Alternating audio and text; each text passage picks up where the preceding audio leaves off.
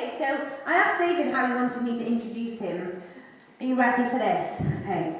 I hope this is going to be good enough, okay? Better be. Ladies and gentlemen, boys and girls, we are in the presence of royalty. There's an R. This is Lord David.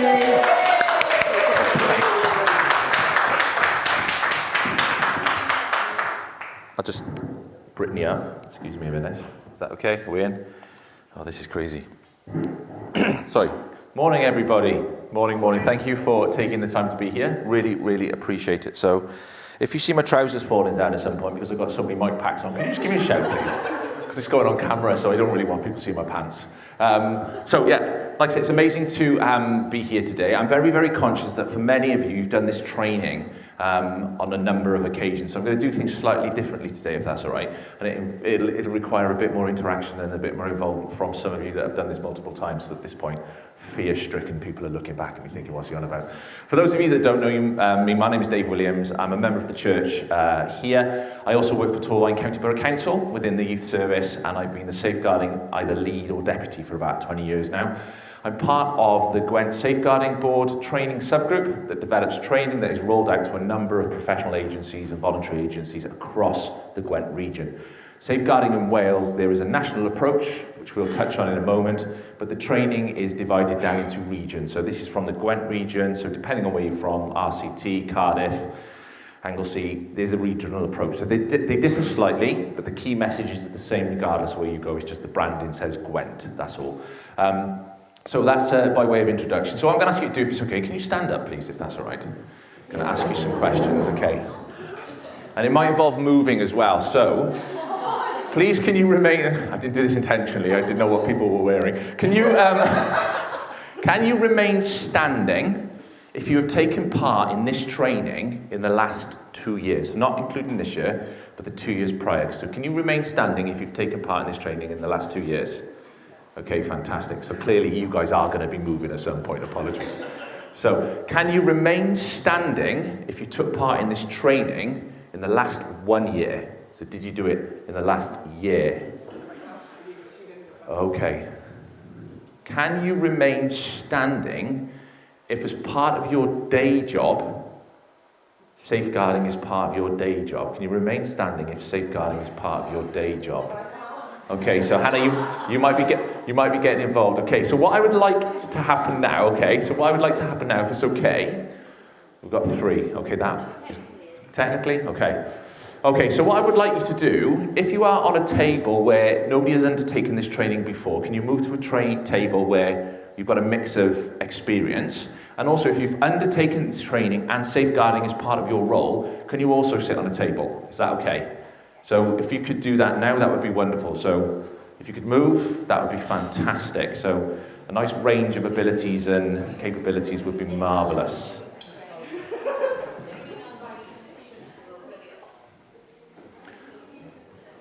I would like a nice mix of kind of confidence, knowledge, expertise on the different tables, if that's all right.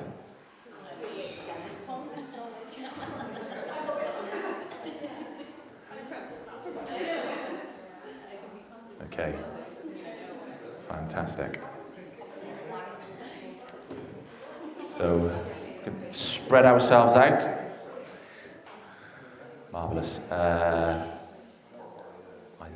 That one at the back, probably. I don't know if that's okay.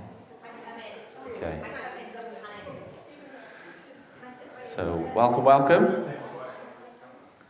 We're splitting people up so you're not with your mates. I know it's quite stressful. So, for you guys, I don't really want to draw attention to you, sorry guys, because you've just walked in. Have you guys been involved in any kind of safeguarding training before, or the facilitation of safeguarding training part of your job? Yeah. Fantastic, you'll be right then. Brilliant, okay, good stuff. Right, let's get rolling. Oh, just to say as well, I am on call this morning, so if my phone goes and I have to get it, and I will leave, I won't do the whole talking in front of you, but I am on call, so my phone might go and I might need to leave. If you have got your phones on you and you want to play Frogger or something, that's entirely up to you. Showing my age there, aren't I? So this is an online training template, so a lot of it won't apply, but please be as interactive as you want. Ask questions throughout, don't wait to the end. If you've got opinions, if you've got thoughts, please do share them. The more interactive it is, the better. In terms of a break, we'll probably play that by ear, see how we're feeling, see how we're going, see how interactive it is, but usually we aim for a sort of break after about an hour, grab a coffee, a bit of refreshment, and off we go. For those of you that don't know, the tea and coffee is there. I guess you can help yourself at any point, really, I suppose. And the loos are just through that door and to the left. There is no fire alarm. There's no... Well, the building, if it does catch fire, it'll go up in about 3 seconds, so... We're all saved, so it doesn't matter, does it? So, there we go. And if that doesn't get you, the asbestos will, so... What are you going to do? What are you going to do? Yeah, so like you say, it's an online sort of chat thing, and then there's a register at the back, I think. People should be signing as you arrive. That would be really handy. A big element of this training is recognising that it's a call for action. It requires us to do something. So if we have any concerns about safeguarding, we don't sit on that. We don't do nothing. We do something. So the training is directing us towards, let's do something about this. Let's try and make environments as safe as we can for children and young people. Yes? Okay, I'll tell you what, Brian, if you leave, it won't be that. I'll shout because this is it's a bit ropey. So I'll keep, yeah, no, it's all right, I'll shout. Yeah, I prefer to have a few mics.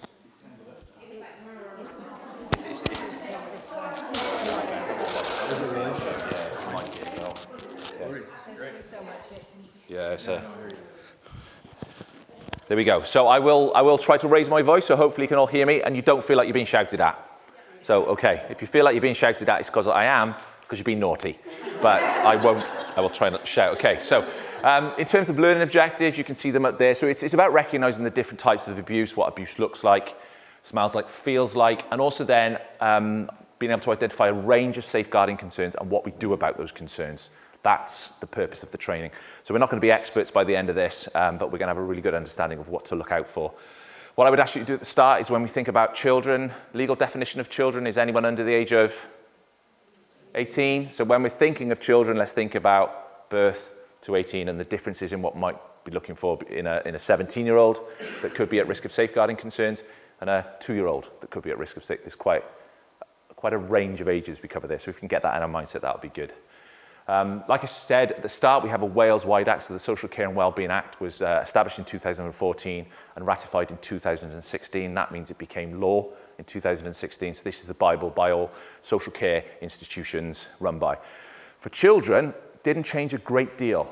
Adults had a massive variation on adult services, but we're not here to do protection of vulnerable adult training today, POVA, for those of you that know that. But the key shift in direction for the Act was in regard to consent.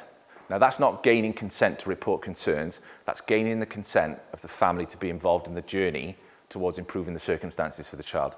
All the evidence points to if you've got the family on board, the outcomes are much more likely to be positive. If you're fighting the family, it's very, very difficult for the positive outcomes to be. Now when you're talking about serious risk of child protection issues, it's a police matter, choice isn't part of it. But if you're talking about a journey, and we'll talk about this, if you're talking about a journey and improving circumstances, then getting the family on board, getting consent, getting involvement, getting voluntary engagement is key.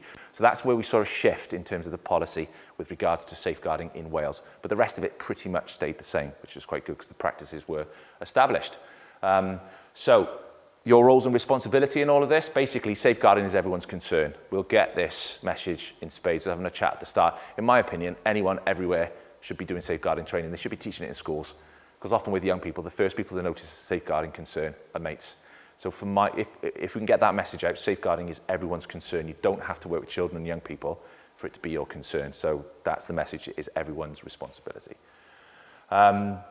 Recognising that what we see might be very little, very minor, but actually we could see part of a really, really big jigsaw piece. There could be an element, a small element, we might be seeing something, but actually in feeding that into an approved system, it's actually adding to an already existing story which paints a picture that recognises that this young person is at risk.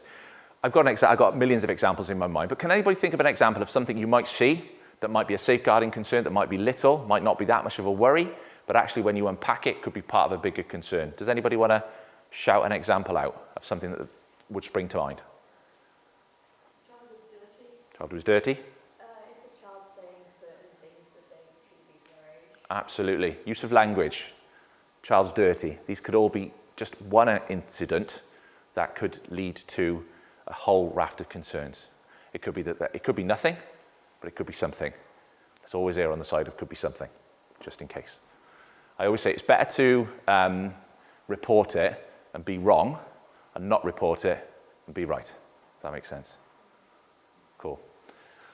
Okay, talked a bit about that. Not going to go into it any more. Okay, so time to shout out now. Well-being. What does well-being mean to you? Answers on a postcard. What does well-being mean to you?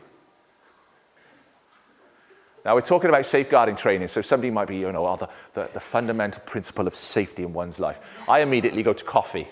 Coffee is vital for my well-being. So anything. What's important to your well-being? Being comfortable. Sleep, for sure. Food. Anything? Socializing. Religion. Feeling safe. Peace. Being at peace. Having a home. Well, I don't think many of us can appreciate what not having a home is like and what that does to our sense of well-being. Safe home, yeah? There's no right or wrong answer to this, really. It could be absolutely anything. So yeah, being safe, having somewhere to live, being involved in decisions that impact you. As adults, that kind of happens quite naturally, but we see in children and young people, often their voice is taken away from them. Having mates, sometimes seeing those mates, sometimes not seeing those mates. That's good for your well-being. Feeling good about your life, being able to work, being able to contribute, being able to feel like we're giving something back to society is important. Feeling part of something. Feeling like we're successful and happy. Okay, so you can download this onto your phones. It's the Welsh safeguarding app. So all the paperwork in regard to safeguarding is no longer in a file. For those of you that were in this profession pre-2007, there was this massive red folder. I'm looking across the room now. Was that before your time? No, it was huge. It was this massive red folder, right, that was given out, and it was added to every year. So this folder, it was like this. It was huge. But yes, the folder's gone. So what you've now got is you've got an app. It's a really good app. It was based on the NHS England app, but it's updated regularly. You can download it. So if you just Google Wales Safeguarding app, it's got loads of helpful information there, loads of advice, loads of guidance. You can download it to your phone. It's updated regularly. And like I said before, depending on which region you work in, if you just Google your region and safeguarding, it'll take you to that website for that region. So that's where you've got an absolute pool of information, and there's loads of training there as well. So VAUDA SV training, so that's safeguarding against domestic abuse and violence, sexual trafficking, and all sorts of free training is on these websites, so please feel free to take a look. Duty to report, I've mentioned this before, I'm going to mention it time and time again. It's not a matter of choice. We're not asked to judge a situation and draw our own conclusions. It's incumbent on us to be informed in what we're reporting, but we report. We don't decide whether or not to report, we report, and we do that in an informed, structured, consistent way. It's the same slide again, so I don't know why there's two slides saying the same thing, but there we go. I've said that once before, haven't I? Safeguarding is everyone's responsibility. That'll come up. If you want to get that tattooed on your body, you can. I wouldn't recommend it, but it's an important message. And there's that's a bit of an insight into what it looks like. So you've got all the regions, you've got the policy, and then it takes you to lots of different information, advice, and guidance. Okay, are we doing okay so far? Still hear me? With me? Brilliant. Okay. Right. Who is at risk? So in your groups now, what I want you to do is just have a very quick chat in regard to who do you think is at risk. Now you can say everyone, that's a good start, but I want you to break it down. I want you to identify characteristics of groups you think are particularly at risk. So 5 minutes, off you go. Who do we think is particularly at risk?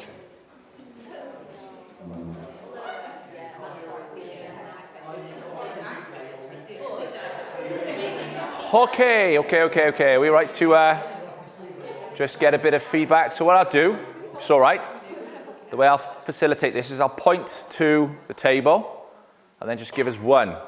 And you can't say what's been before, okay? And we'll go till we exhaust matters, okay? So, start at the back. People with language barriers, thank you. People with learning difficulties, thank you.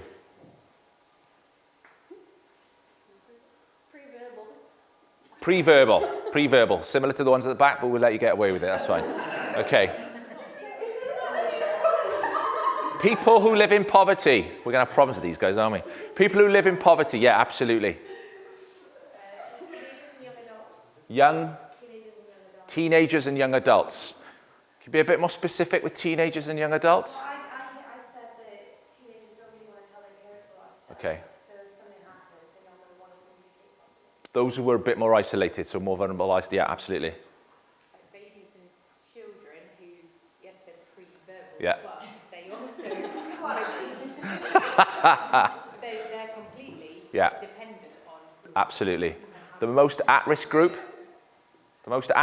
when it comes to safeguarding concerns? They come up high, but they're not the highest risk. What was the question? Most at-risk group. Yeah, under two. Because you can be born and then not see another human being until you're 2-3 years old. You know, so they're the most vulnerable group. Non-mobile, non-verbal. So yeah, most vulnerable group. Okay, let's keep going. People suffering mental health. Absolutely, thank you.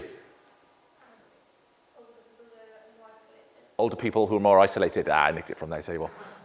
People who've been through ACEs. People who've had ACEs. Does everybody know what ACEs mean? Adverse childhood experiences. So children that have witnessed or been subject to domestic violence. Children who have witnessed or been subject to alcohol, substance misuse and abuse. Children who have grown up in homes where there have been physical, mental health issues. So experiencing these ACEs. Interestingly, sorry for a side note, if you do some looking into our most successful athletes, a lot of them experienced high levels of ACEs when they were children. With the right support, I love this stuff, with the right support, you build the most resilient human beings. If they get the right love, support and intervention, no matter what they've experienced as a child and young people, they can go on to absolutely blossom and grow. It's the message of Jesus Christ, it's incredible. Okay, you guys, another one? Why am I doing it?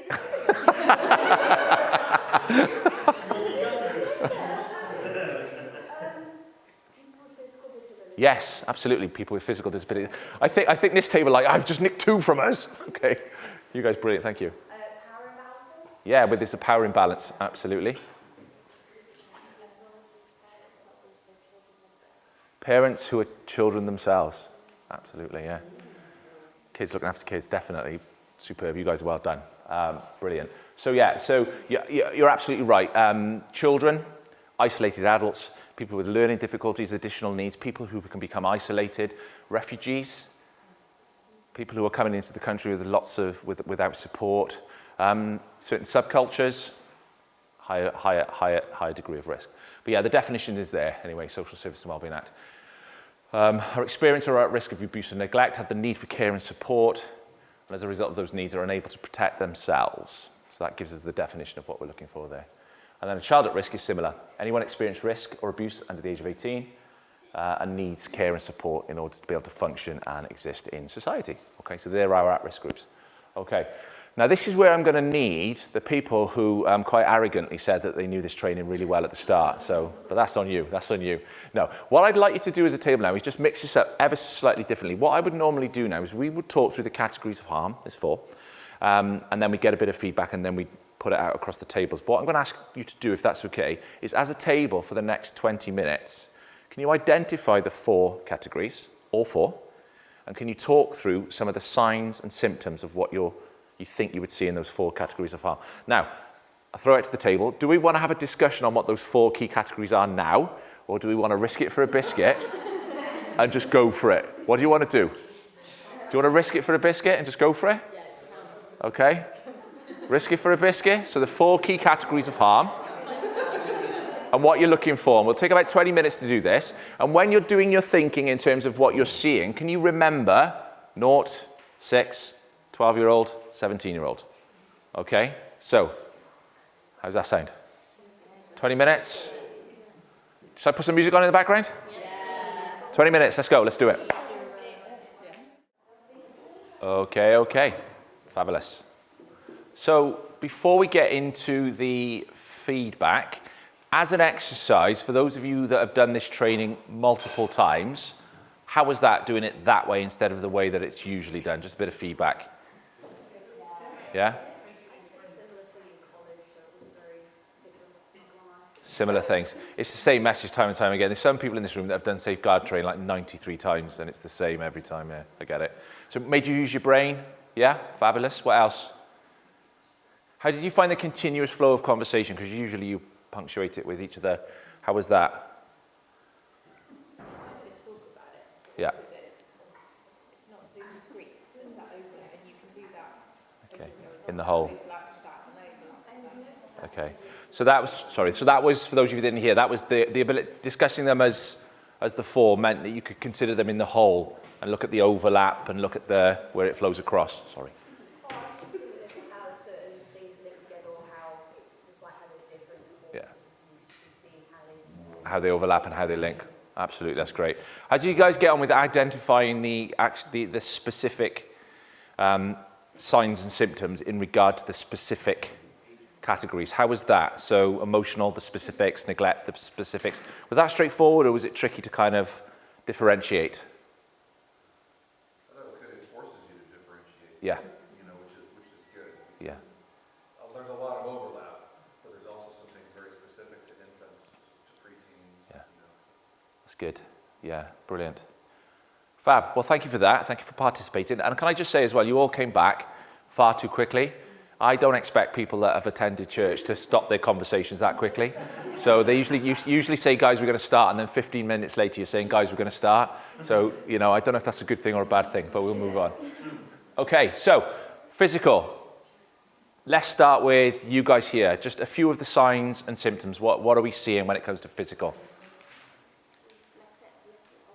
Yeah. Injuries. Okay, so that's I'm gonna repeat just for the benefit of that and this. So I'm not being rude. I'm trying not to talk over you. So that's bruising in immobile babies. That's key. If a baby is immobile, shouldn't have bruises, or at least it should raise questions. Unexplained injuries in little ones as well. That's a good one. Thank you. And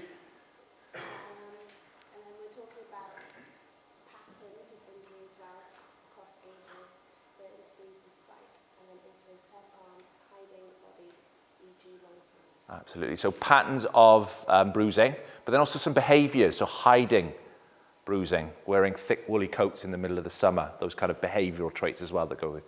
That's great. Thank you very much. Anyone got anything to add? Please just shout out. Physical. Flinching, like someone. Yeah. Flinching away from any kind of physical contact. Yeah. Aggression towards in play. Yeah. Yeah. Learnt behaviour. Aggressive behaviour towards others. Yeah. The way they attach to people can be different. Some children will, if they see someone chosen kind of be extremely attached to that adult Yeah. or friend. Yeah. But then some of them will be very, don't really want to know. Distant, get to know yeah. people just in case they hurt them the same way. Yeah, it's the extremes, isn't it? When if a child is being really distant and standoffish, that might trigger an alarm bell in our mind. Think, oh, that's a bit. If a kid really wants to cuddle us and sit on our knee and hold us close, oh, that feels lovely. Actually, alarm bell, that over familiarity. Where's that natural caution? So yeah, the extremes. Brilliant, thank you. Any others? Physical. Perhaps if they explain an injury that doesn't quite add up. Yes. Or they can't quite explain why they have Yeah. some injury. Definitely. Teenagers, more common in sort of older young people. How do you get that bruise in? Story changes over time. Makes you think that's a bit strange, that. Good, thank you. Cool.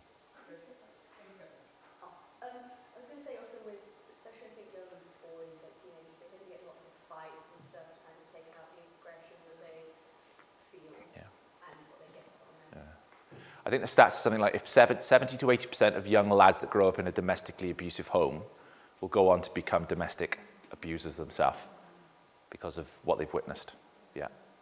Anything from any of the other tables? I think bruises been said, but knowing when we're looking at what bruises look like on different skin tones that's different to ours, Yeah. we tend to just know bruises on our familiar skin tone. Yeah, But being aware of the back on all skin tones. absolutely. And also the nature of the bruises was said earlier. So kind of if you're seeing bruises and cuts there, it's understandable in kids, they fall over. If you're seeing bruises there, soft tissue areas there, it's a bit concerning. Maybe nature of the bruise, so red, raw, kind of grabbed around the side, that kind of stuff, that's a bit concerning as well. So the nature of the bruising as well is a concern. So fabulous. Any more for any more? Avoidance of specific activities Yeah. like swimming. Yeah. Absolutely. You guys ace. Yes, yes. I was chatting earlier. Has anybody heard of the Victoria Climbier case? So it was Haringey Council in London. A young lady spoke French was the first language. Multiple trips back and forth to hospital, and she was eventually killed by her caregivers. Key individual in that whole scenario, and it changed the way that safeguarding was thought of, was the taxi driver. It was the same taxi driver ferrying the family back and forth every time. No safeguarding training, no DBSs, no awareness raising. It shifted a whole mindset in terms of who's seeing these issues, who's seeing these. So, yeah, frequent trips to the hospital, definitely.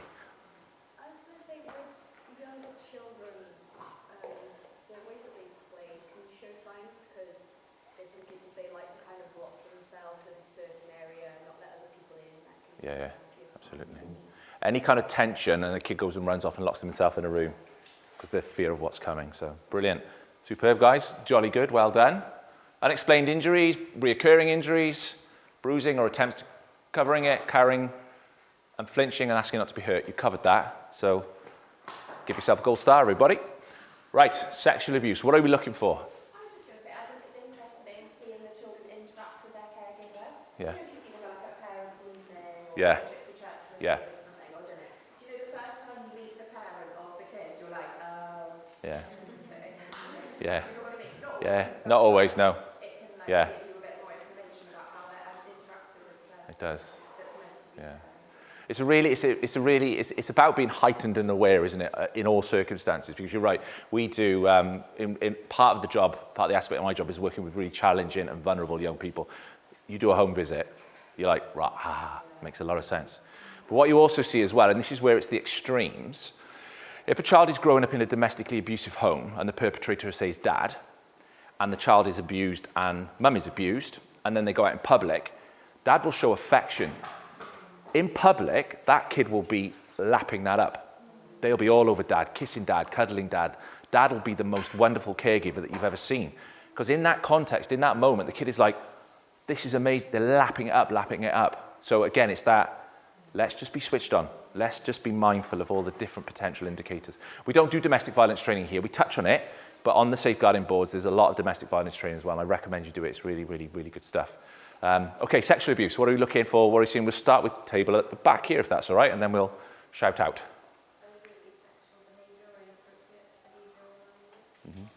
Yeah. So in that, what you tend to have is, especially in older young people, using sexual behaviour to gain encouragement, to gain reward, to gain outcomes. The majority of people who've been sexually abused are absolutely, they're a wreck, they're a mess, they're a cowering, shivering wreck. They've had their self-esteem, self-worth, and self-image ripped away from them. But what you will see, especially in the cases of trafficking and child sexual exploitation, is young people using it as an exchange. If I act in a sexual manner, I'll get something in return. I'll get safety, I'll get warmth, it's completely warped, it's completely wrong, but that's the mindset. So thank you for that, it's a good one. Any others? Yeah. Yeah. Younger kids using language that you think, hang on a second, that is really quite explicit language for a 6-year-old, a 5-year-old, you know. Yeah, thank you. With younger children, they tend to have pain, Yeah. sort of sitting down sometimes. Absolutely, yeah. So when you're talking about bruising, bleeding, sexually transmitted infections in the genital area, yeah, absolutely. Younger girls that are going into adolescent and puberty, pregnancy, you know. So yeah. They like wreck their toys, like girls like cut their doll's hair and like break their faces. Like, so if they like play with their doll, they don't have a normal like attachment Yeah, to the yeah. things they're meant to take care of. Totally, and that toy could be a reflection of how they see themselves. And they are, kids that have been sexually abused are dirty, waste of space, horrible things. That's how they see themselves. So they'll wreck things, because I'm going to wreck this before it wrecks me. So, okay. Any more for any more? They might have issues around like using the toilet, undressing. Yeah, completely. That standard development we expect to see with age and stage development. Yeah, completely. Also, I think it's more common in young kids that don't quite understand who they're not, but they tend to be quite afraid of the same kind of gender that's Yeah. doing the harm to them. Absolutely. The majority of perpetrators are male, so you find kids will be more cautious around males than they will females. The majority. It can happen both ways, but the majority. A lack of out of context display of emotions when in pain, so Yeah. either totally denying pain Yeah. or overly responding to little pain. Completely, yeah. And that would overlap with another category, emotional and also physical. Not knowing how to react to situations in what we would understand to be standard and explainable. Yeah, brilliant. So, inappropriate sexualized behavior, unexplained bleeding, physical pain and injury, links to sexually transmitted infections and sexual knowledge beyond this stage. Again, you guys are nailing this, aren't you? You guys are nailing this. Okay, let us go with table at the back. Emotional abuse. So in infants, you might see like no crying or very little crying because they sort of understand that crying's not going to get them anything. Yeah. How hard they cry for how long. They can have an impact on the social interaction, so they can be more withdrawn from other kids their age. Yeah. Adults and things. Attachment issues. Yeah. They might be overly attached to some Yeah. people. They might be very withdrawn with others. Self-harm. Mhm. They can harm themselves because they don't feel like they're worth it. Yeah, With low self-esteem. yeah, absolutely. One of the most helpful ways that helps me kind of understand sort of the impacts of emotional abuse, for any of you, and for those of you that have heard this analogy now, you can fall asleep for 3 minutes. But if any of you have worked in a context with young people, you've got a room full of young people, and this one young person at the front of the room picks up a chair and throws it to the window and smashes the window, you can actually quite easily deal with that because that's a very outward, aggressive action, right? That is unacceptable behavior. We need to talk that through. Come down, come down. You can deal with that. But then in that room as well, there's a young person sat here who's just constantly chipping away the whole day, who's going to tire you out more by the end of the day. If a kid is told from the moment they wake up to the moment they go to sleep, you're stupid, you're stupid, you're stupid, you're stupid, you're stupid. Even today, if I picked on one of you and just called you stupid the whole morning, how do you think that would affect you?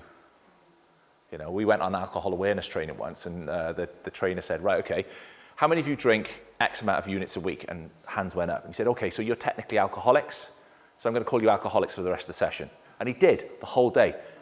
People's self-esteem by the end of the day was absolutely ruined. He pulled it back. He was superb. He was superb. He pulled it back. He pulled it back. But he was making a point. That is a really valid point. So emotional manipulation is that degrading of that individual's identity, that pulling down of that individual's identity. That's it. Okay, any more for emotional? Language again, they mimic the things that they get called Yeah. children or even adults. Absolutely. Use of language, definitely. They might be manipulative or emotional. Yeah, totally. They have learned. Do you know what? Like for those of you that this is a very, very generalistic statement, but for those of you that have worked with care experienced young people, by the time they get to age 13 or 14, they should be in a courtroom. The way they can manipulate an environment is incredible. Now, it comes from a really sad place, a really, really sad place, but they've developed that art form. I need to control this situation, because if I don't control it, it's going to ruin me. And part of my controlling will be to push you away, will be to horrible to you, will to be as destructive as I can to you, because I'm going to push you away before you push me away. It's incredible, the skills that they develop, so it's something to... Very good at picking who to then go to. Like the children who've gone through abuse kind of know who they can get the sympathy from and who they feel like they need to avoid and push away. Very enhanced manipulation skills. Absolutely. Any more for any more on emotional abuse? Also struggle socialising, and you see it quite often. It's harder to notice in younger children, but if they more tend to watch children play to get involved or like to play on their own, Yeah. it's very similar to the neglect Yeah. because they're not used to having people around to Yeah, those emotional stage, kind of what we expect in children. So for some of you, you might be aware of the kind of the development stages in children. Anybody heard of the first 2,000 days? Been the most important in a child's life. So from, well, 3,000 if you talk about sort of the moment of conception till they're about 2.5. Those first 2.5 years, the foundation are absolutely laid in a child's life. So the love, the connection, the kisses, the cuddles, that creates the synaptic explosions in the brain that create the pathways then enable us to then develop as adults in what we consider to be a standard way. That's interrupted at that point. It can be pulled back. Pre-1996, it was believed that there was no pulling it back. But now we recognise that with the right kind of intervention, love, support and compassion, you can draw it back. But that is absolutely key. And then you're looking at those development stages. So, at 10 years old, be expecting your child to maybe walk to primary school on their own and have the capacity and ability to read the room, recognise the road dangers, those kind of things. So interruptions. Right, brilliant. Low self-esteem, self-worth, withdrawn, anxious, depressed, uncooperative, aggressive behaviour, signs of distress. Once again, you guys nailed it. So well done. Neglect. Let's go with, which table haven't I picked on? Have I picked on you? Let's pick on you. Neglect. Okay, so little ones, unclean, lack of food, failure to thrive. Yep. Going through all the way through to hoarding food, stealing. Yeah. Inappropriate eating food. Yeah, gorging. Yeah, and food that's not appropriate to humans as well. Missed milestones, lack of routine. Yeah. Low motivation, late to school, not to school at all at times, staying out a lot, withdrawn, slow to trust. That's a great list. Thank you. Any others? Any other signs, symptoms of neglect? I would say that it's a bit of a weird one to explain, but a camp child that we mentored had overly excited responses to really simple things like being able to go out and play or being at a playground and things like that. Yeah, just not being exposed to that kind of stuff. So again, where it kind of drips into the emotional, they didn't know how to handle that. They lived a kind of impoverished Spartan life. All of a sudden, they've got nice things. Can't handle that. Absolutely. At the back, table at the back when we were discussing here, what did you say specifically about neglect? I think it was... That it's the hardest to spot for if social services are involved, and that it often goes in cycles. Yeah. So parents would often be more attentive, possibly, and then a couple of weeks later would slip into minor, neglectful behaviour. Yeah, absolutely. And so trying to document that is very hard. Or if you are in a profession where you're helping a child, like teaching or something, it's tricky to spot, because sometimes you're thinking, oh, is that an alarm bell? And then the next day you see them, they seem really well, they seem clean, they seem happier. So it's quite... Bang on, it's the hardest category to identify. Not only is it the hardest category to kind of identify, then it's tricky to do something about it, because for those of you, again, that work within the social care world, we talk about something called thresholds. So what we see as being an inappropriate environment for a young child to be in, you might be absolutely right, but it doesn't hit the threshold in which the state can intervene and offer care. So there's not always somewhere better to go. So a child might be in quite a difficult environment at home, but actually it might be the best environment for them, which is a really difficult concept to kind of battle with. And also, what's a capacity issue? There might be drips of love in the home, absolutely loads of love in the home, but because of capacity issues or maybe addiction issues, there's neglect in the home. Now, the last thing you want to be doing in that environment is just taking a kid out. It'll work with the family. So you're right, and it goes in cycles. We had kids living in dog baskets that we work with, and it was a load of work done around it. 2 weeks later, brilliant. 3 months later, brilliant. 6 months later, here we go again. So yeah, you're absolutely spot on. Any other comments on neglect? Oh, sorry. Sometimes this can be more to do with the child's additional needs, and the parent find it difficult. Yeah. So it's not necessarily neglect as we understand it, Intentional neglect, yeah. but it's the parents coping as well. Yeah, completely. With ADHD or Asperger's, whatever. Yeah. So it's that as well, isn't Yeah. it? Makes it, as Jackie said, makes it really difficult when you're working with children. Absolutely. To decide. The evolution around thinking around ADD, ADHD, autism is kind of, it's a really fast-paced area of psychological study at the moment. You'll have some psychologists that say, get rid of the labels. We're all autistic. We've all got ADD, we've all got traits. It's not about identifying, it's about the right support around it. Then you've got the other side of the spectrum saying, no, you need to identify to make sure you get the right support around it. Anyway, it's a whole range of spectrum. But the early research is suggesting that something like 3 to 5% of the population of young people have ADHD, ADSD, a condition akin to that. 98% of the parents have the same condition. So the 3-4% of the students. So you're absolutely spot on. Which is why we don't bring our own personal views and opinions to a safeguarding scenario. We look at the information, the evidence, what we're perceiving, what we're seeing, what we're hearing, and we report that through a consistent process. We don't draw conclusions. We don't have our own value-based judgments on scenarios. So, right, one more and then we'll... I was going to say the clothes and like clothing, also oral hygiene. Yeah. But to add on to what they said, I think if a child's struggling in school, it can be because with like reading and writing and stuff. But then also if they have not even just ADHD, but if they do have things like say dyslexia and they're not getting the support, the family aren't like working towards or helping them with their maths. Could be a form of neglect. Miss medical appointments or over-medicalising kids, you know, the extremes, brilliant. Squalid, dangerous living conditions, lack of supervision and support, not responding to health needs and being inappropriately dressed. Again, you guys all nailed it, so well done, gold stars all round. Okay, self-neglect applies more to older young people and adults. We'll just kind of touch on it, but very similar set of circumstances that you're looking at. The inability to care for yourself, the inability to look after yourself. So we are looking at older young people. And I know the team at the back wrote financial abuse is a bit of a bolt-on, so well done. But I did say 4, so you've not done anything wrong if you haven't written financial abuse. But we touch on this when it comes to child safeguarding, particularly in regard to quite a specific area. So the legal age of a child in this country, 18 under. So where might financial abuse kick in when it comes to children? So we're definitely in the teenager range. So think of teenagers and think of vulnerable categories. Care leavers. Do we know what we mean when we say care leavers? Some of us do, some of us don't. Young people who have reached the age of 16, and it's been deemed by a whole range of professionals that they can live independently. 16 live independently. I'm 43 and I still struggle to live independently. 16 live independently. That will come with it a financial resource.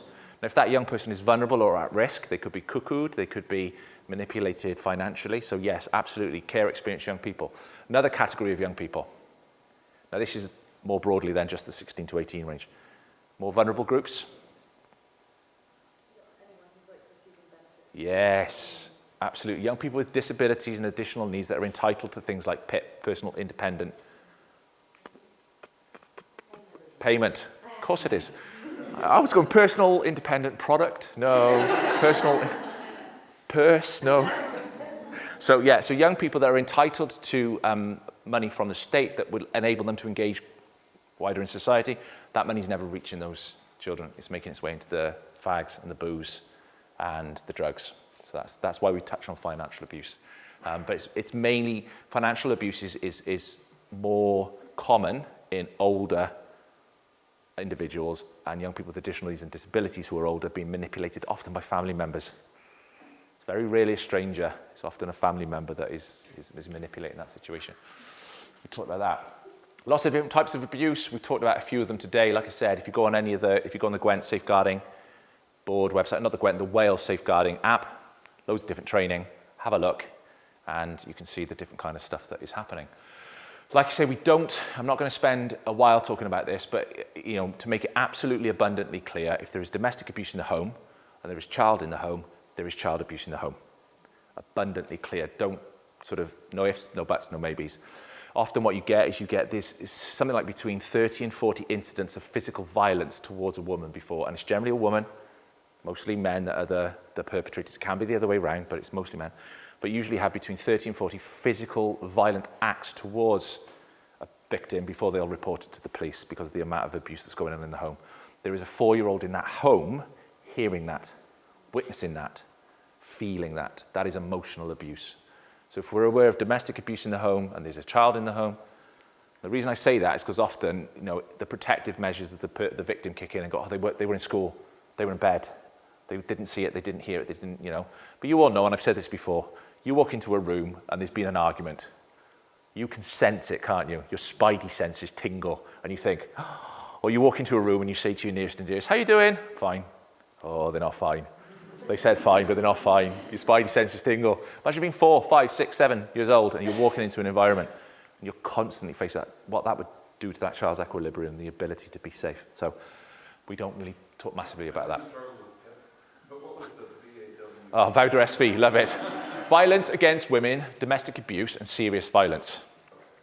So the word violence appears a few times in there, just to be clear.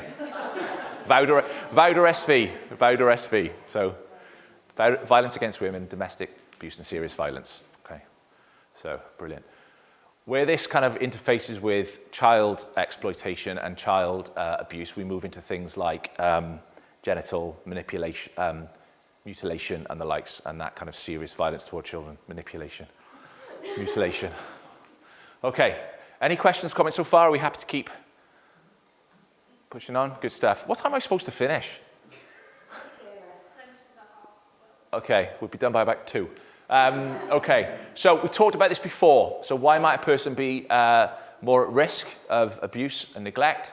Limited or verbal communication, lacking capacity and understanding, unable to protect themselves, low self-esteem and unaware of their rights. Wales was the first country in the world to enshrine the United Nations Conventions for the Articles for the Rights of the Child in law. So we're the first country in the world to do it. So if you don't know what the UNCRC, United Nations Conventions for the Right of the Child, have a look. Some good stuff in there. But yeah, Wales is the first country in the world. So any law, any statute, any policy that is produced in Wales has to give the right kind of recognition to the convention. So it's worth knowing. It's worth knowing if you're in this profession.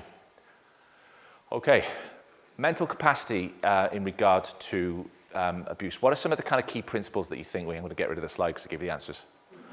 When it comes to dealing with mental capacity within safeguarding and child protection, what do you think that's referring to? What do you think it kind of means? Someone's ability to make the safe choice for themselves and understand the impact of the decisions that they're making. Absolutely. So as people supporting and caring for children and young people, we want to be thinking, I've given them the information, I know they're aware of the risk, but they're still going to do something stupid anyway, which I think we're all guilty of, as opposed to they need additional support. They're not understanding the seriousness of their situation. Absolutely. What else?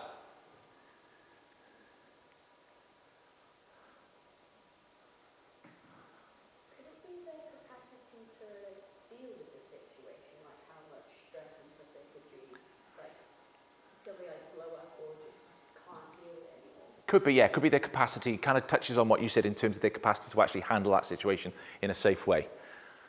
Any other thoughts? Power dynamic? Yeah. It's one key thing that we're not. Just pew, mental capacity. When we think of mental capacity and safeguarding, what do we think we're talking about? What do we think we're?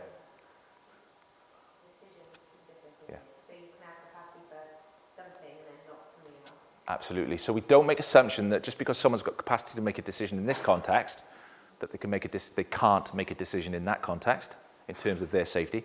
We also don't assume it's a fixed line of thought. People can change. 1 minute they can have the capacity, the next they can't.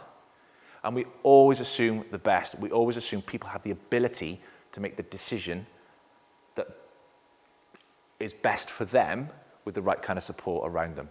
We assume that, we work on that basis, but we're switched on to that might not be the case. It's about decision making in particular.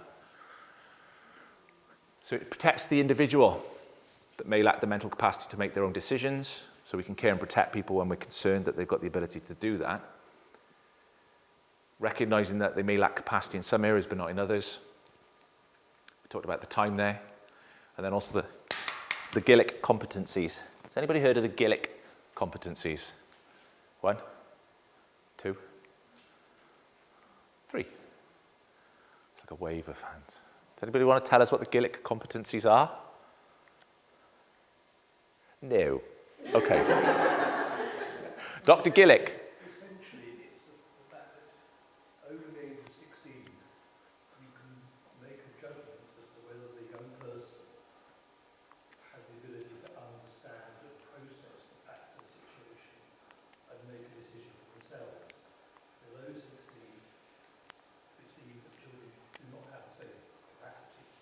It used to be that, but this brought a change to that. So Dr. Gillick introduced a set of competencies, particularly in regards to sexualized behavior initially, but the principles got spread wider. Just because if somebody's under the age, somebody's 15 and somebody's 17 and they're engaged in a sexual relationship, by law, it's what? Statutory rape, by law. However, using the Gillick competencies, we become aware that the 15-year-old and the 17-year-old are absolutely fully aware of their actions. They're aware of the risk, they're aware of the consequences, and actually the 15-year-old mentally and emotionally is more mature than the 17-year-old. So have a look in them. They're really, really helpful competencies in terms of understanding and empowering the individual to actually understand the risks they're taking and the decisions they're taking. It can be a tricky one because we'll have our own personal views and values on this, everyone in the room.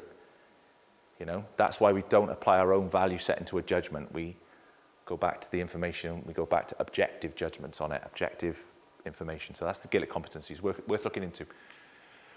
Okay, 5 principles. Assume that somebody has the capacity unless proven otherwise. You know, don't treat people incapable of making a decision. You know, I think that sometimes happens with children and people with learning difficulties. We assume they can't make a decision. They absolutely can, especially some young children. They really can. Person may not be treated as incapable of making a decision that we're seeing. How many of you have never made a silly decision? Yeah? But yeah, you do it anyway. I have a distinct memory as a child playing the keyboard and there being the plug in the back and pulling it out and licking it. And it hurt. I licked it again. Metaphor for the rest of my life. You know, we always do things with the person's best interest at heart. Now, the reason we say that is because what's best for them might not be what you think is best for them, but it's what's best for them. You know, I use the analogy of drug use, substance misuse and abuse. You may have a really strong opinion on the use of drugs. If a child by the age of 12 is using drugs 7 days a week because of abuse, we might be really opposed to the use of drugs, but if we get them from 7 days to 6 days, that's a success. They're using that drug to escape the trauma. So that's where what's best, we think is best for us, it's got to be about the individual. It's got to be what's best for them. We consider the outcomes. When we're making decisions, is this going to be better? Could it be done in a less restrictive way? Could it be done in a more engaging, thoughtful, compassionate way? Okay. Is that all right? Good stuff. I realise I'm talking at you loads here. We're not going to bother with that because we had a break half an hour ago, so we're going to keep going. Okay, right. Anybody heard of any of these? Anybody want to offer up some thoughts as to what was going on there?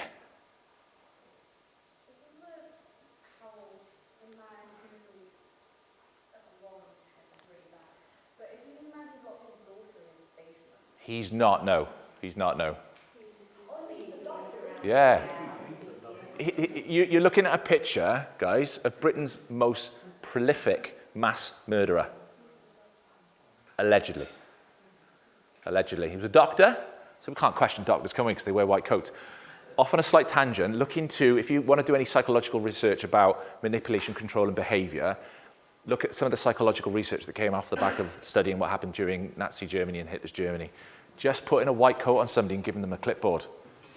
The power that has, white coat and a clipboard, it's incredible what it does to our psychology. Yeah, so Dr. Harold Shipman was a doctor. They reckon he killed over 250 people over the course of his career by over-administration, under-administration, inappropriate administration of drugs. Most prolific murderer of our time. Do we know who the fees are?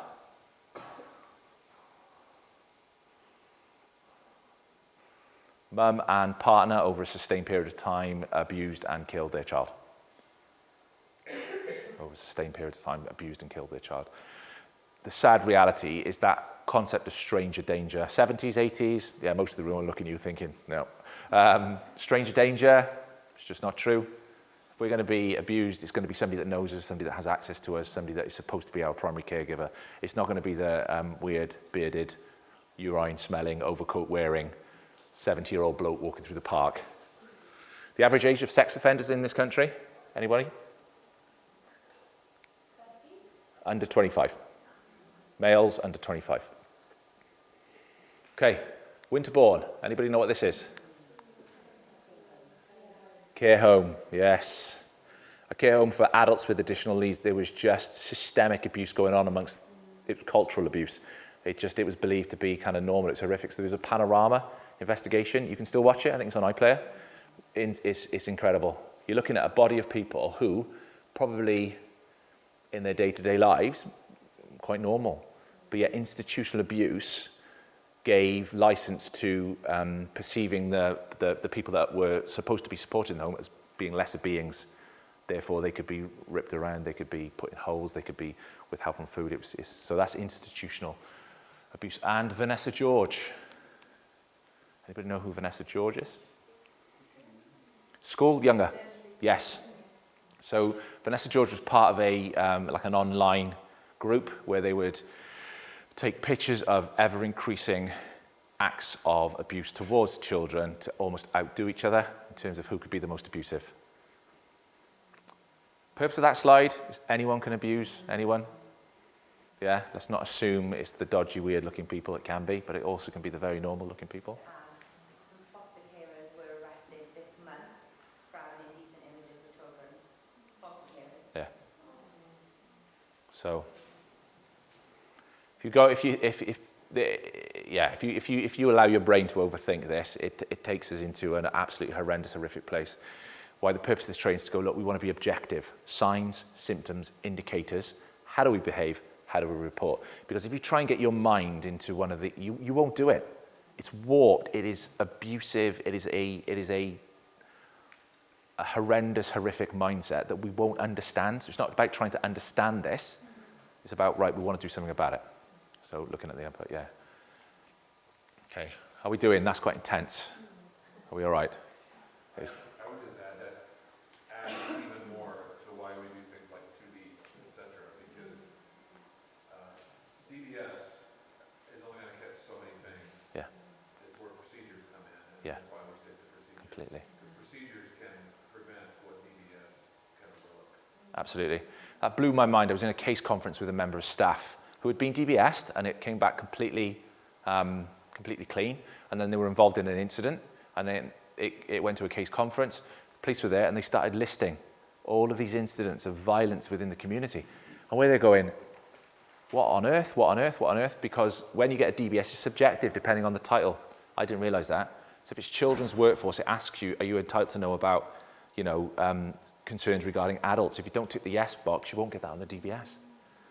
And that was a mind blower. So you're absolutely spot on. Processes and procedures alongside are vital. That young person didn't, that young person, they were a young person. You can imagine they stopped working for us after that, and they haven't worked with children and young people since. So, okay, we have a duty to report. This talks about whistleblowing, so it's always good to have a whistleblowing policy. This is where you need to speak to Hannah, not me. If you're concerned about something, if you're concerned about organisational process and procedure, and the chain of command, you have concerns about that, you need to know there is a way of subverting that. There has to be. We have to be outwardly accountable. We can't just be inwardly accountable. We have to be outwardly accountable. The BBC, best example of that. The systemic abuse that was going on there, everybody knew about it, but yet no one reported it because they weren't externally accountable. So it's important. So that's what whistleblowing is. So if any of you work for an organisation, whatever you do, it should have a whistleblowing policy, because whistleblowing doesn't relate just to children and young people.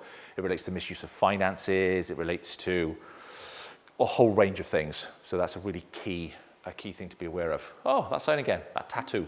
So here we go. Safeguarding, everyone's responsibility. I'm sure we're getting that. So when we think of reporting a safeguarding concern, what do you think are some people's key worries when it comes to reporting safeguarding concerns? What might prevent us from doing it? What if it's not true? What if it's not true? I don't want to bother the person that's already very busy. Absolutely.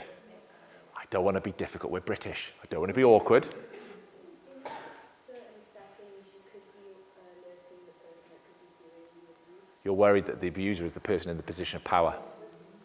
Yeah. You'll get fired or something. Yeah. What's going to be the comeback on me? Will it affect our relationship? Yeah, absolutely. So especially in churches, the family, Yeah. the context and the people with that. Within a community setting, it's so hard. If you have a job for a council or a school, but in a community setting, difficult. when people were surveyed, not sure whether or not to wade in, oh, I don't know, is it my place? What if it's false? Someone else reported it. Yeah, someone else has done it. The diffusion of responsibility concept, I love that. Has anybody heard of the diffusion of responsibility psychological concept? Yeah, everyone? I love going off on tangents. There was a young lady in, I think it was late 60s, early 70s, called Kitty Genovese, and she was stabbed a ridiculous amount of times and murdered, and seen by about 50 people during the process of the murder that happened over an hour-long period. Big issue was, it happened in a big housing estate, saw what was going on, I saw that person and that person and that person looking, they'll report it. No one reported it. If I collapse here now, my chances of somebody responding to me would massively increase if it was just Becky in the room and me.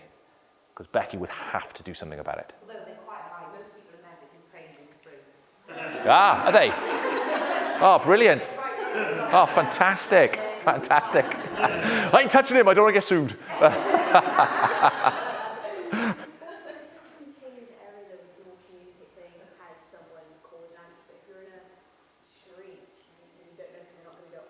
Yeah, completely. And also, if you're in a public space like that and you see something, what am I reporting? I saw somebody, they were about 6 foot, they had got blonde hair, and that's it, I don't really know. Earlier point of piece of the puzzle. Just the time frame might help with the bigger picture. Yeah. Okay? Things could snowball, they could get worse, it might have a negative impact on the family. You know, can I be anonymous? Now, this is a bit of still a bit of a grey area. Now, under the new legislation, if you are employed, you cannot. Now, within third sector and voluntary organisations, or if you're a volunteer, it's a bit dodgy. What Welsh Government is trying to do is clear that loop. Oh, you have to report it. Doesn't matter the context, doesn't matter your status, doesn't report it. That's the message that we want to get out. Doesn't matter if you're a volunteer, if you're paid, if you're new, if you've been around, just report it. So, yeah. Worried about the repercussions, and what if it's hearsay, I don't know what to do. Yeah, what if it's rumours, what if it's gossip? So there are some of the key concerns. Resonate with us a bit, I think? I think it's fair. We had a situation in work where a member of staff's sister was neglecting the child. Child had recently come out of hospital, leukemia, there was no bed in the home, there was no heating in the home, the sister was incredibly concerned, did not want to lose connection with the sister, so reported it. But it was done very sensitively. So the healthcare profession were involved, information was shared. So the midwife, not the midwife, sorry, the health visitor went in with this information. Oh, I can see you haven't got a bed. Can we do something about that? It was done very, very sensitively. So if we report things in the right way, it gives us the best opportunity to do something well rather than do things in isolation. And then we can miss a whole raft of information. So, okay, why do you think people would be silenced when it comes to things like abuse? Why do you think kids might not say anything? Why do you think they might be quiet? It's going to get worse, isn't it? Yeah, it's going to get worse. Yeah, totally. Kids, it's not crazy when you think about it, but kids are hardwired. There's a brilliant NSPCC advert. Look at the NSPCC adverts, they're amazing. Hardwired to want to keep and feel a responsibility to keep the family unit together, or what they perceive as family unit. And kids will receive an absolute ton of abuse because in their mind, and they've not necessarily been taught it, they want to keep. It's ingrained as part of the very DNA. I want to be part of this family unit. Yeah? Yeah, exactly. Yeah, it's your fault anyway, isn't it? So you make me do this to you. Oh, it's my fault. Yeah, absolutely. One of the really tough things about safeguarding is the use of language. So when a child comes and says, oh, can I tell you something? And we'll talk about this in a minute. Often the first response has to be, but we've got to do it sensitively. Look, I can't promise to keep a secret, and I can't promise that things are going to get better. To the child, what's the point in telling you then? What's the point in telling you? You want to manage expectations and say, look, things might not change overnight, but at the same time, we don't want to shut people down. It's really tricky, really tricky. But yeah, you're right, they might have told somebody, they're not being believed. Could have told an auntie or an uncle, could have told mum. And if they tell a primary caregiver or somebody that in their mind is an important person, and they've told that person they don't believe them, they're not going to tell teachers and the like. So, brilliant, thank you guys. So, yes. Fear, doubt. So only a few of these slides that are animated, and because they're like sort of standardized, I forget which ones are animated or not. And this is just painfully slow, isn't it? There we go. when you have young people that are that have been through the care system and have had a negative experience, because you've got so many that have had an incredibly positive experience, but a negative experience, they have learnt, no one's going to help me. I'm doing it my own way. No one's going to help me. Age 13, 14, kids that just are so independently minded in that sense. Again, it comes from a really sad place. But, okay. Good enough or safeguarding? What do we think? Safeguarding, straight away. Boom. I think it's good enough, I do. I'm just going to be devil's advocate now. That's fine. Why is it safeguarding? It's all right. It's subjective. We're not going to fall out over this. It's okay. Why is it safeguarding? It's not our decision of our own. So why are we saying it's safeguarding then? Why are we objectively saying that's a safeguarding issue? It's hazardous. What's hazardous?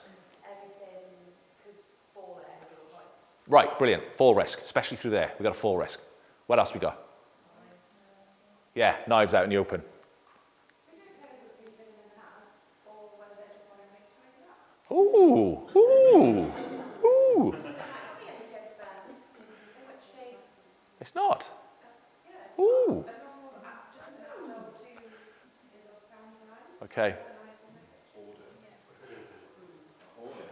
In isolation, so when we talk about kids looking scruffy and unkept, in isolation that could be absolutely nothing. It could be, at the moment you would have seen my little boy here at the moment with a plastic cast on his hand. Please don't look at his nails. I cannot clean them, I've tried. His nails are black.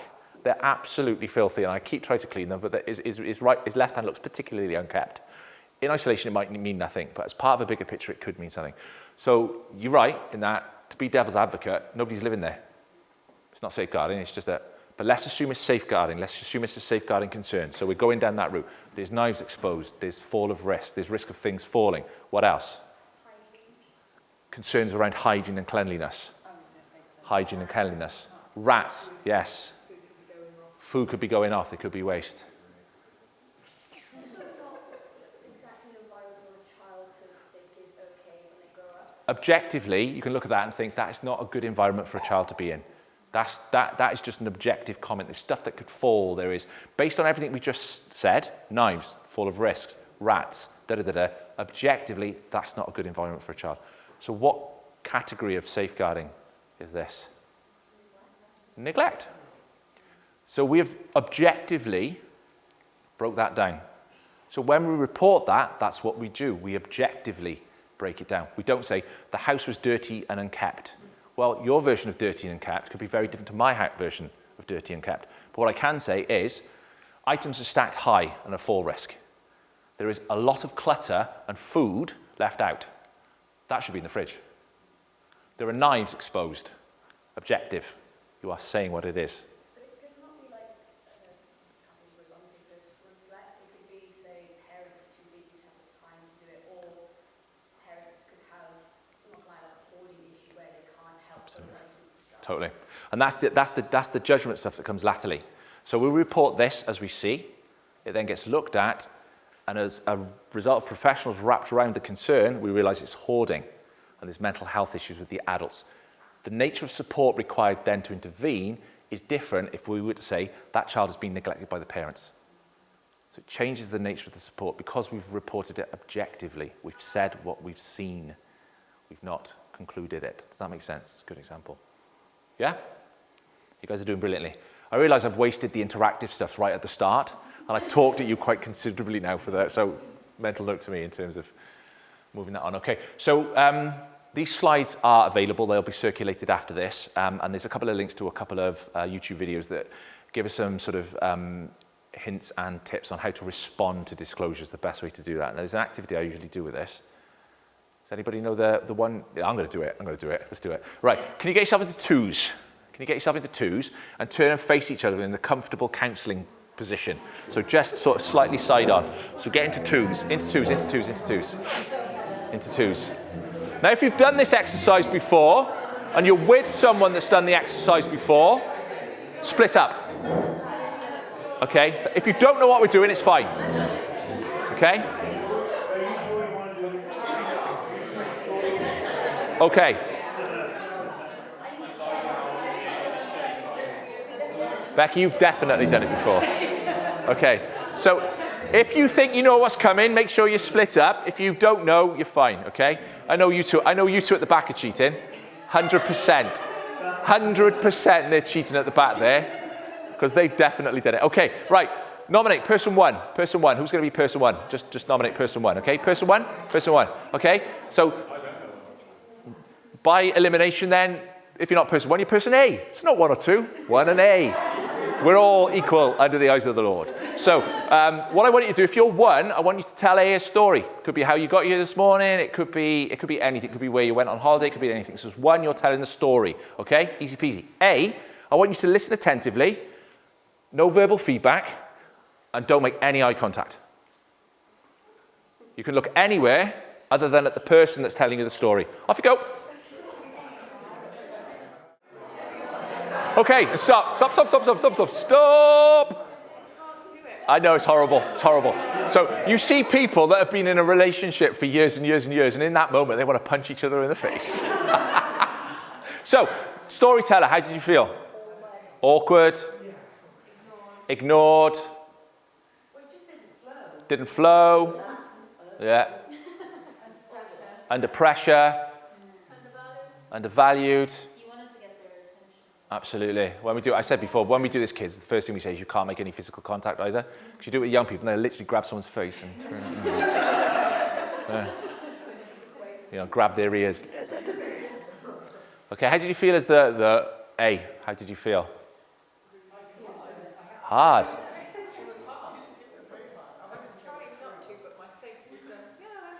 You wanted to engage. You wanted to respond, yeah? I'm quite an awkward person, and I sometimes struggle doing eye contact myself. Yeah. So you're well telling the story I was looking around. Yeah. So, It makes me very upfront. I'm like, it's a bit intense, kind of. It's falsifying. It communicates a lot, not just with the mouth. But Yeah. I find myself, and I was telling the very idea added the accent issue. Yeah. I find that dealing with people's accent, I watch their mouths a lot too, like I'm listening. Absolutely. Totally. 80 to 90% of the way that I'm communicating with you today has been not with my mouth, but with my body. 80 to 90% of what our communication is non-verbal. Only a small percentage is verbal. Do the exercise again. Same people tell the story. A, this time, I just engage in the story. Listen, respond in the way that would feel natural to you. Off you go. Okay, we're right to come back in the room. Hello.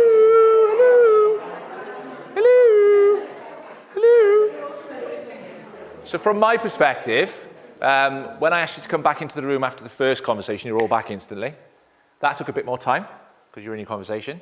The volume goes up. Volume goes up. You can hear the flow of the conversation. How did that feel this time, person one? Normal.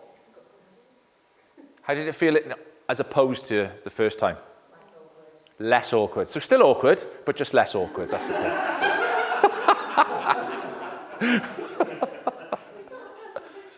Yeah, you feel they're interested in you. Yeah, what else? Ah, there you go. Oh, it's almost like you've done this before, guys. Thanks for listening.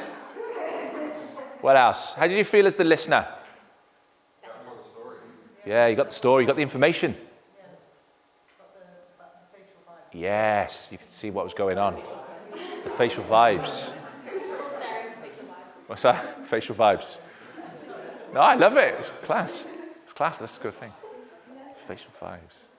Okay, so you can imagine being 6, 10, 15, and coming to someone and disclosing and getting person A first time round or person A second time round. Yeah. Point you made, Brian, was key. You got the information. You heard what they were saying. You saw, you got the vibes, you got the feel for it. So important. You're just picking up on their body language, the way they're looking. So vital. So it's tough, and depending on your context, it can be really tough, but if a young person wants to disclose something to you in that moment, that becomes your world for that moment. That becomes your world for that moment. And I say that with words that are easy, but you're in a room of 40 kids, it's kicking right off, and that kid at that moment comes to talk to you and says, I want to tell you something, can you keep a secret? You've got to figure it out somehow. Proactively, we figure out by having the right staff ratios. Proactively, we figure out by having the right risk assessments. Proactively, we figure out by having the right consent forms, the right referrals. It's all about relationships, isn't it? Building relationships and knowing the people that we're caring for. So it's good. Good little exercise. I think this next one's got animations on it. Yeah, there you go. Yeah, I know. Powerful, isn't it?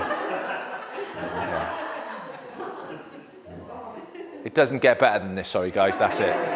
We've peaked. Let's do it again. You ready? Whoa. I don't know if I'm going to be able to get over it. What we do is we listen carefully, we be sympathetic. Sympathy, I think, is an underrated. I can't be empathetic with a kid that's been abused. I haven't experienced it. I can't have that empathy. Empathy is knowing and being able to identify with the feeling. Sympathy is I'm going to give you my sympathy. I'm going to understand what you're saying. Can't identify with the circumstance, but I can certainly hear your feelings. So sympathy is underrated. Make accurate words using the children's comments. So we'll talk a bit about reporting the process in a bit. You use their words, not your interpretation of the words, their words. And you do it when it's convenient to do it. So if a young person says to you, can I disclose something? Let me just get a pen. Hang on a second. Right, go. Oh, it doesn't work. Hang on a second. Let me get another pen. Use your judgment in that situation. With older young people, we write it with them. Is this what you're saying? Have I got that right? Is that fair? Helping them to start that reflective process of, that's my story, that's my journey. That's how I've experienced it. It might be with a younger child, you hear first off, and then you write it afterwards, as soon as you can afterwards. You know, you can go back and say, look, have I got this right? Is this what you said? But you use their words, that's key. Why do you use their words? Why that's really, really important? Anybody from a social care background now, you be quiet. Why is it really important to use their words? You can interpret it the wrong way. You could, and then you seem to be investigating. Where could this end up? Court.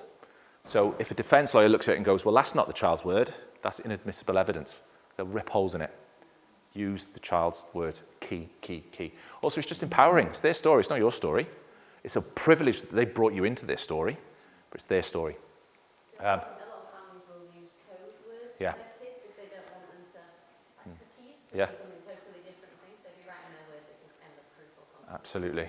It's that part of the puzzle, isn't it? It can be something that seems insignificant, but when all the evidence is brought together, you see this. Abusers are usually very manipulative, controlling, in the wrong way, intelligent in how they manipulate people. Because it can be very, very, very dark. Tell the child that they've done the right thing by telling you. Thank you so much. I feel really privileged that you've chosen to tell me. I really appreciate that. It's not too common that a child or a young person would tell a complete stranger. It's not too common. It does happen, but generally it's somebody that they have built that trust with over time. Somebody that they see, oh, this person's for me, this person's with me, this person's good, you know. And there might be the need for forensic evidence, especially related to sexual-related abuse. Okay, we don't ask leading questions. Like the best example I can think of is a young person comes in and says, oh, Dad punched me last night, big black eye. I say, oh, I bet you hate Dad, don't you?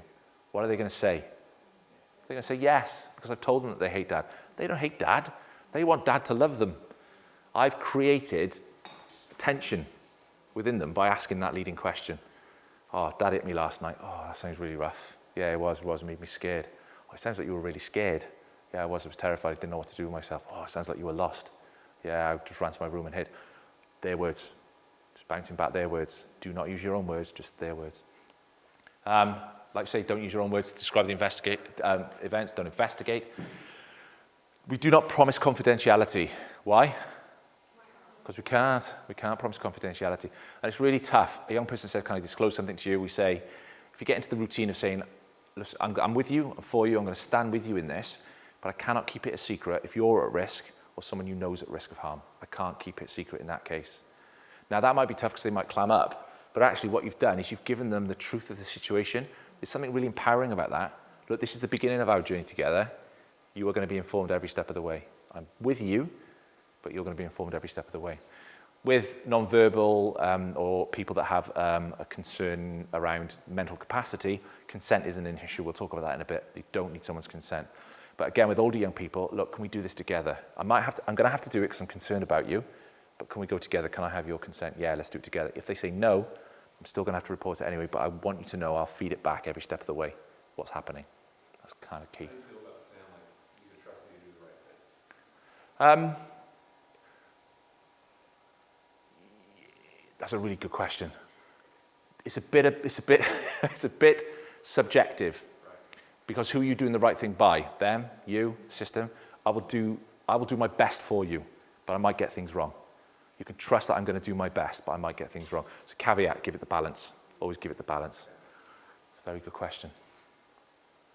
Sorry, in some situations though where a kid may have reported before, Yeah. not like the situation that happened that still want to tell people so they learn what they can and can't say to stop it from escalating.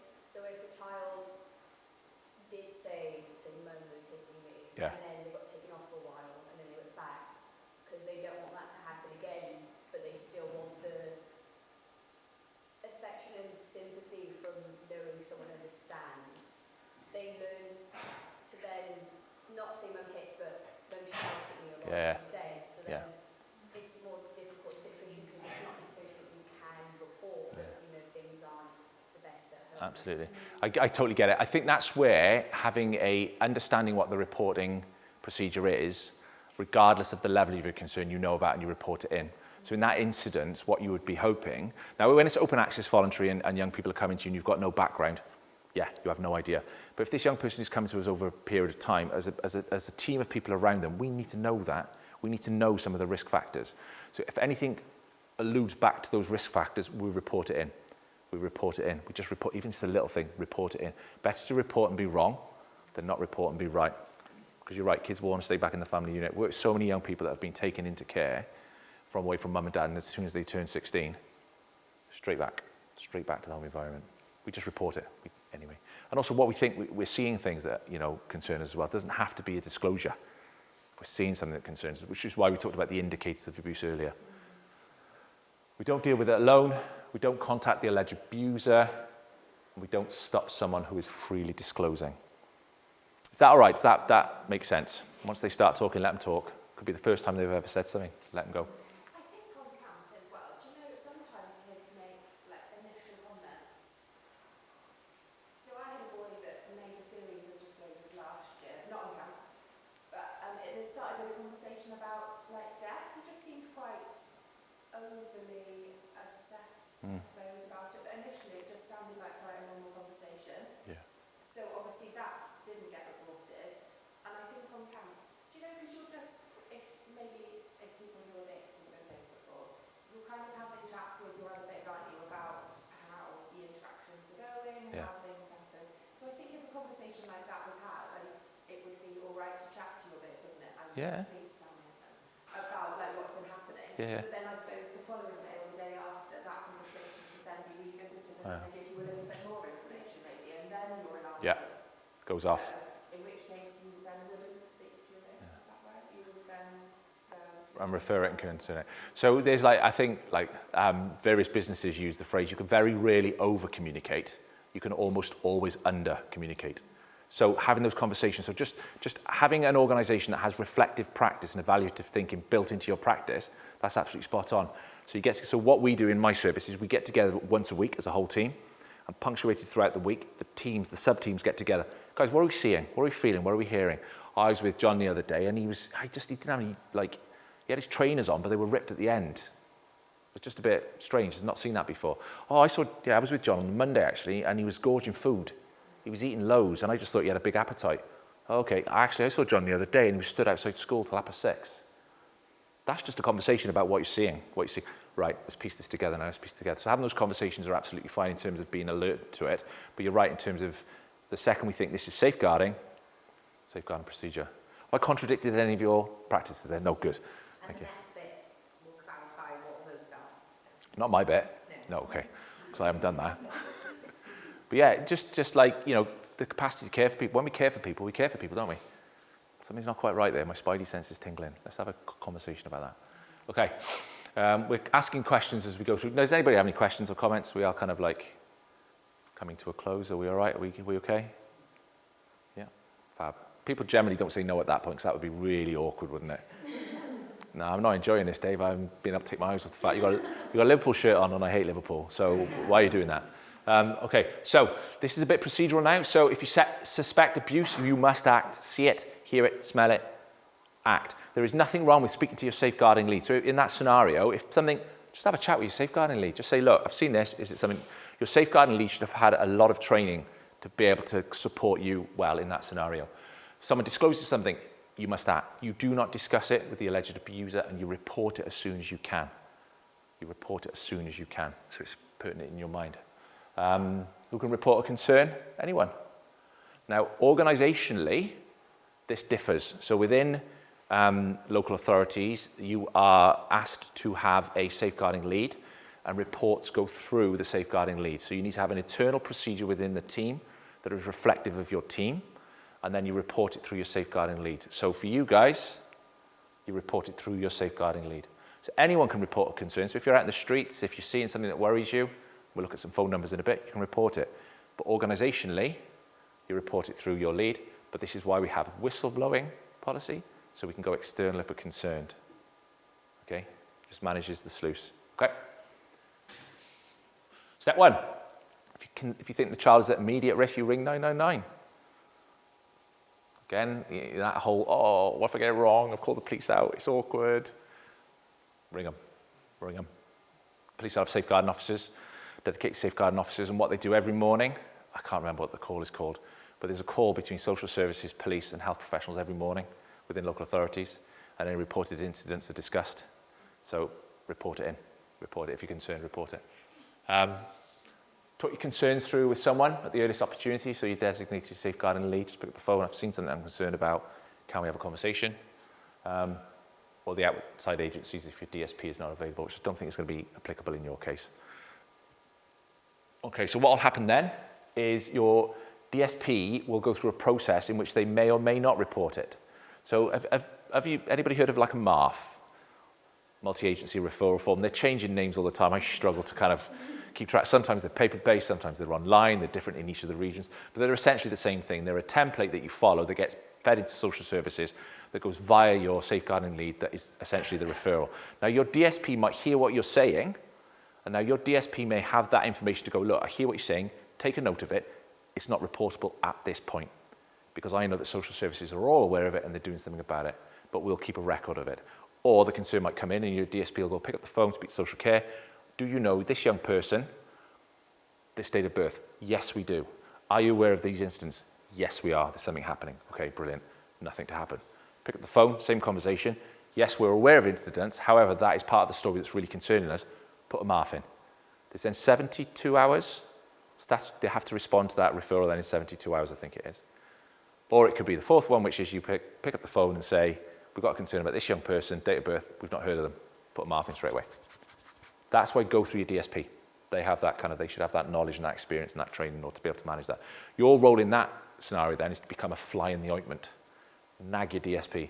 What's happened to that information? What have you done with it? Have you referred it? Have you shared it? I want to feed back to the young person. Tell me what's going on. Be accountable. We love that in my team. You hold to account everybody in the team every step of the way. So when we pass the information on, that doesn't mean our role stops. We then become the voice of what's going on, what's going on, what's going on. Okay. So then I talk about the report. I mentioned that. Some phone numbers there. And so then if there is reasonable cause for concern, then we have to respond to it. We have to act on it. Now here's a question for you. Can social workers remove a child from a home?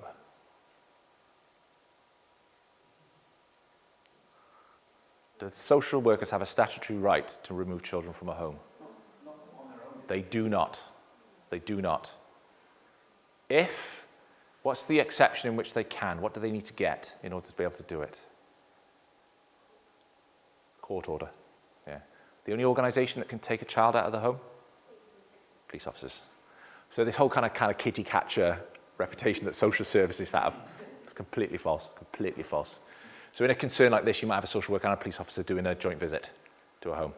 So they can't. And a really value-based challenge for us as professionals when you're perceiving a situation that is really not good, but at this stage there's nothing we can do about it because the intervention is there, the resources have been maxed out, the support is there, and the casualty on all this is the child.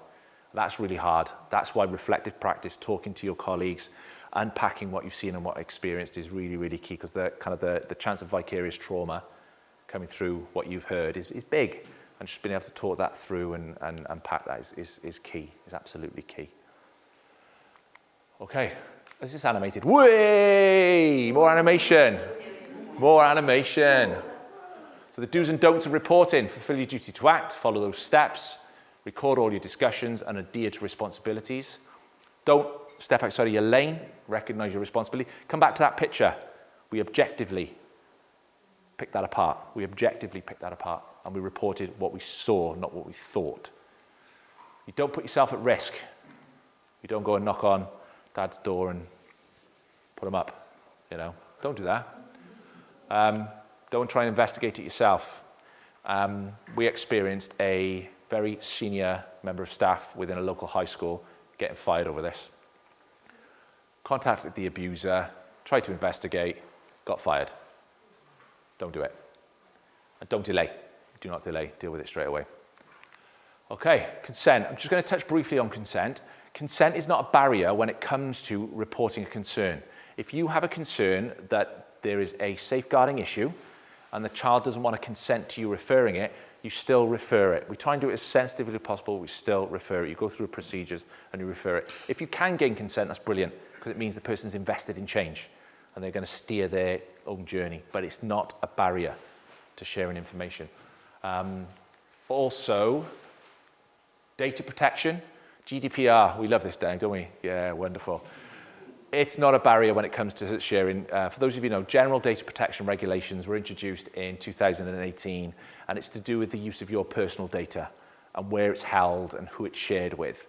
You have the right to your own information, because what was happening is you had organizations that were selling your data, and then you get a million phone calls from people trying to sell you things, and they'd know your email address, they'd know your date of birth because of the information shared. This is was hoping to do away with this. So no one gets any spam calls anymore, do you? Anyway, so that's not a barrier when it comes to concerns around confidentiality. You follow the approved process, so stay in your lane. If you investigate it, if you ask leading questions, you've stepped outside your lane, this could apply. If you ask for information that you shouldn't be asking for, this should apply. If you stick to the process, it doesn't apply. You're safe. So we listen, we see something, we hear something, we're concerned about something, we don't investigate, and we speak to our DSP. Follow that procedure. Be objective. Any questions? It says so far like there's loads to go. We are coming to a conclusion. We are coming to it. Any questions? Any thoughts? Comments? Opinions? Hurry up, Dave. Dinner's time. Okay. Again, another safeguarding video. This talks about financial abuse within the home. It's a really handy little video in terms of that interaction, so please feel free to have a watch. In summary. Oh, this one's animated as well. The end is magnificent. The end is magnificent, so keep watching. So safeguarding is everyone's responsibility. You do have a duty to report concerns about adults and children at risk of harm. Let's have a duty to report it. Know your level of responsibility. Don't delay in doing it, and talk to the person with responsibility for safeguarding in your organisation. There you go. Pow. I didn't touch any buttons then. It did it itself. No, I have no idea why. It's almost like that's the most important one, but I don't know why I did that. But they're standardized slides, so I can't touch them. They are what they are, so. Okay. So homework. Who's your DSP? There you go. You've done your homework. If you can, download the procedures on your phone. And on that, then it'll say all your safeguarding agencies and different things in the area. What's your whistleblowing policy? And if you have a concern, act on it straight away. So that is the end of the training. There are some sort of websites there and some links there. Like I say, it's very Gwent-centric because this comes from the Gwent Safeguarding Board, but if you just download the app, you'll be absolutely fine on all that kind of stuff. Okay, any questions, any comments, any thoughts? It's all right, thank you very much, thank you very much. So just as a sense check then, what do you do if a young person discloses something to you? Listen. You listen. Promise. You don't promise confidentiality. You don't ask leading questions. Use their words and report it. To whom? Your DSP, fantastic. What are the categories of harm? 4 key categories of harm, main. Sexual, Perfect. You guys have been amazing. Thank you so much. Enjoy your lunch and enjoy the rest of your day. Thank you, everybody.